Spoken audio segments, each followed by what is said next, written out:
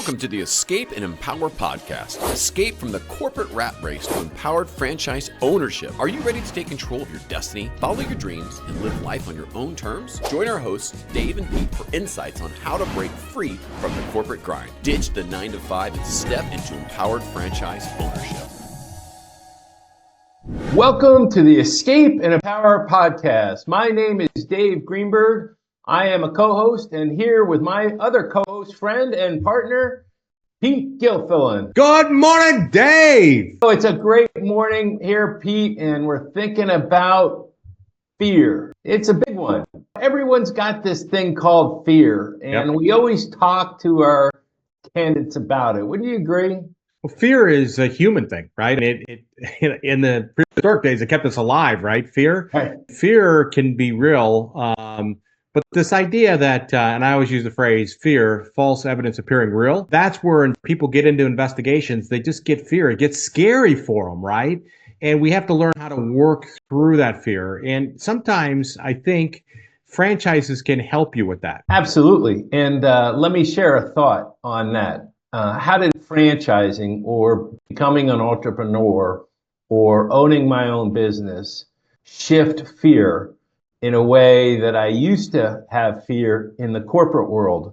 And, you know, as a corporate executive, and I'm sure you'll agree that fear in those days was something that everyone else controlled. Whether you're going to have a new assignment, whether you're going to have risk to your forecast, whether you're going to make a sale, you were usually dependent on someone else.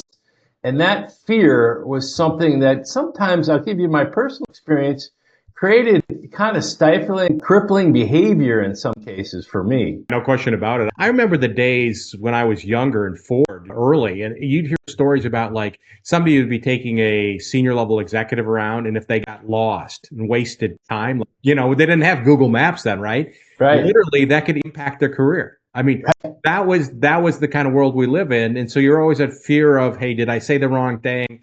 Am I going to, get pushed somewhere else? Am I going to get moved to a new city? That was just kind of part of it. And to your point, we couldn't control that, right? That was an external factor when we talk about fear. Remember we were in the field, the big wigs used to come in, and I don't know about you, but first you had to get your car cleaned like you wouldn't believe. Second thing is you'd have to go pre-drive the routes. So yes. You knew exactly where you were going and what you might run into.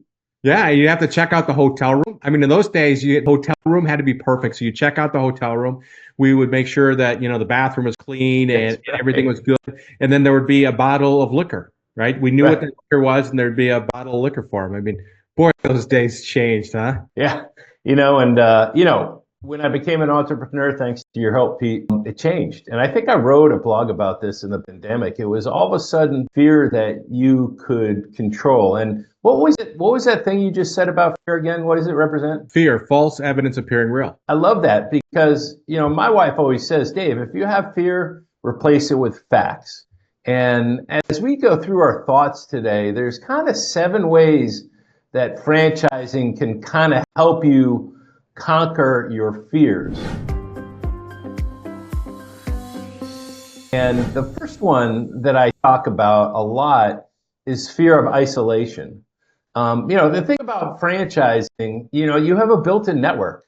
You're not on an island by yourself. You have fellow franchisees that you can lean on, that are cheering on your success. You have a franchisor that is there supporting your success. And, this fear of isolation, when you're in transition, you're alone, right? Well, except for your family and friends and whoever else you surround yourself with. But, jumping into franchising, my experience really it conquered that fear of isolation because, we were all striving for the freedom and financial independence, and we were all rowing the boat in the same direction. And all of a sudden I had, 30, 40 great friends that I could tap into. Yeah, and we talk to people all the time and go, Pete, I want to buy an existing business. I want to buy it from an owner. And I say, listen, it's a different gig when you buy it from an owner because you get that 2-week transition and then you are on your own, right? When you invest in a franchise, you have that network. You have the franchisor that's going to give you training and support, but you also, to your point, have all those other franchisees that you can lean on, and they can lean on you. You remember the accountability groups at Ford, right? The Ford franchisees, dealer Sure. 10 groups, right? That's the kind of stuff is you've got a network, you're in it together with a bunch of people that are all trying to do the same thing, achieve financial independence. Right. The other thing a lot of my candidates bring up to, and they manifest the fear of the unfamiliar. I've never done this. I've never thought about franchising, never explored it, never ran a payroll by myself out of my own bank account. How do I go and do something that I'm not unfamiliar with? When I jump into that fear, I'm like, okay, what are the facts there? What is the skill set that you think you need to be successful? And what kind of skill set have you honed and created in the corporate world that you can apply? Yeah, generally speaking, and people say, Pete, I don't know anything about that industry. I don't know anything about that business. And bottom line is that you gain certain skills as an executive. You learn how to lead people. You learn how to leverage the financials or forecast and drive the business. And when you plug into a franchise, all of a sudden those things that you haven't done on your own, like doing payroll or developing your business plan, you've got experience from the corporate world. So what is unfamiliar as you start through training and leveraging your experience, all of a sudden you become a lot more comfortable with it. Right. And the other thing, you talked to me about this, and I remember the conversation, Pete, because that was the first time I was jumping into being an entrepreneur. I was 51, facing ageism, and that's why we had our conversation. I was a little worried about failing. I had one senior in high school and a kid in college. But I remember you said, Dave, it's a proven system, right? You don't have to create and reinvent.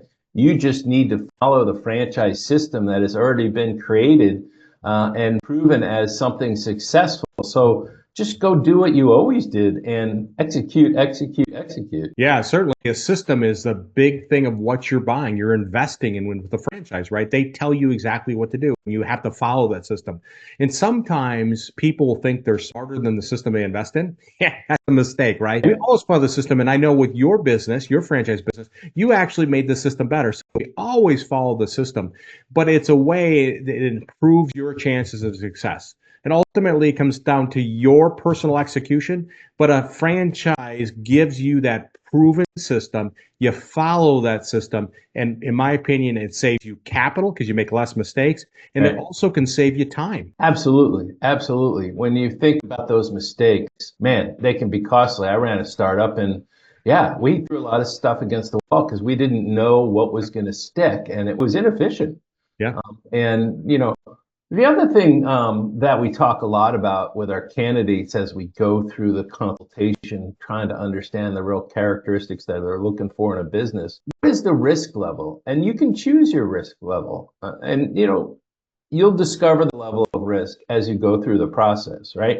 And you get into the franchise disclosure document, you can understand, have there been lawsuits? Have there been transfers? Have there been sales? And who is the A, B, and C player? You do all that analysis and you kind of formulate, okay, what level of risk? But isn't there something else about big brands and emerging brands? Well, yeah, I think, the idea of being able to validate, a brand that's been around for a long time, you have a little bit more to get your arms around. You can validate with more franchisees. When you got an emerging or new brand, there's just less people that you can evaluate or do validation calls with or conversations about their experience. And so that, by the nature of it, can be a little bit higher risk for sure. When I think of risk level, though, it also can be financial, right? How much money I'm going to invest in the business. Right. So Right. the idea is that some people, hey, listen, I'm willing to put a lot of money into this business. Others say, listen, I just want to leverage a small piece of my capital and stuff like that. So risk can be, from the standpoint, the length or the time that the franchise has been around or the maturity of it, as well as just the amount of capital. I'm going back to, you made me think about something earlier, the conquering a fear of isolation. And we talked a lot about the network within the franchisee and the franchisor support and how great that is to be part of that network. My experience in my business at franchise when we were building it was a connection to the community. I had a close relationship with my customers and my clients. and still have those relationships 10, 12 years later. Actually, 10 years later, we just celebrated our 10th anniversary of our first franchise location. But I found, and I talked to my candidates about your connection to the community, whether, and there are franchises that do this at different levels. And that's one of the things that I speak with candidates about. How close do you want to be to the community? You know, a bit butcher store. I love talking about the butcher store. Every neighborhood needs a local butcher.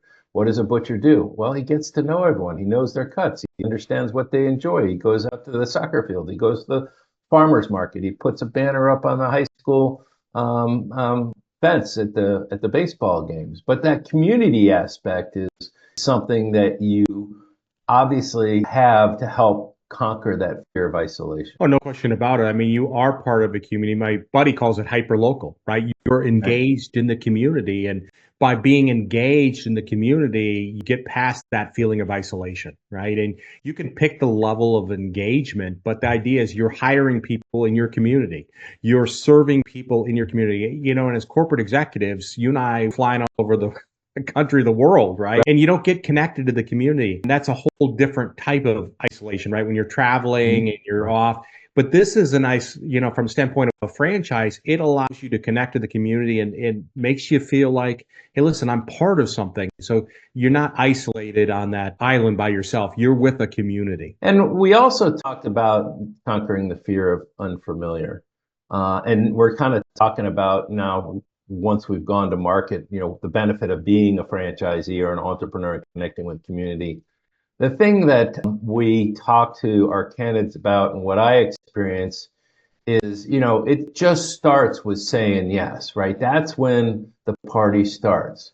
You're going to start with your onboarding. You're going to start with your training. You're going to start building your go-to-market strategy. And that continues on and on. So the franchisors that we work with are built to drive your grand opening so it's successful, and then also continue to build ongoing success. Well, I think, you know, idea is as a franchise, you're to make that decision. I always kind of say, hey, listen, the biggest fear is writing that check, right? And signing that agreement. Once you do that, a lot comes off your back, right? Then you can focus on, okay, I got all that stress gone. Now I can focus on building this business. And that's the great thing about a franchise is you're going to go through training. They're going to get you ready to launch your business, whether it's a service-based business or it's a facility-based one where you're opening up your location. But the idea is they're there providing that support to help you be successful. And it's that franchisor support and also fellow franchisee support. I think you talked about the dealer 20 groups that we used to enjoy and experience with our Ford dealers. It's a lot of the same. So we've talked about the support that you get from the franchisor.